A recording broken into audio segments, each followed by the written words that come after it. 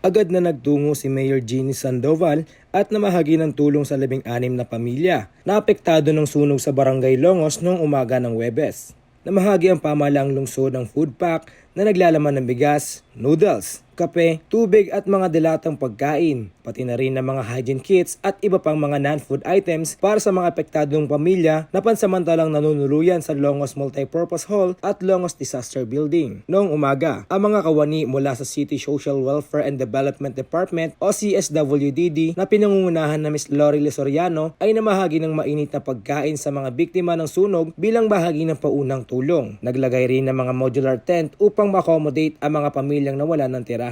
Ayon sa Malabon City Fire Station o MCFS, ang sunog ay tinaas sa unang alarma bandang alas 3 ng umaga at idineklarang kontrolado na paglipas ng higit 1 oras at tuluyan naman ng apula ang apoy alas 6 ng umaga. Ayon naman sa MCFS na ang mga bahay sa lugar ay gawa sa magagaan na materyales kaya't mabilis kumalat ang apoy. Ibinahagi ng Malabon Disaster Risk Reduction and Management Office na si Roderick Tongol na 4 ang nasawi sa nangyaring insidente at 1 ang nasugatan. Ang CSWDD ay nagsagawa ng mabilisang assessment sa mga pangangailangan upang matukoy ang tulong na kinakailangan ng mga apektadong residente, kabilang ang mga pamilya ng mga nasawing biktima. Ayon sa departamento, magbibigay sila ng pinansyal na tulong sa lahat ng mga pamilyang naapektuhan ng sunog. Kamanaban News Media, ito si Mark Montemayor naghahatid ng tunay na balita para sa bansa.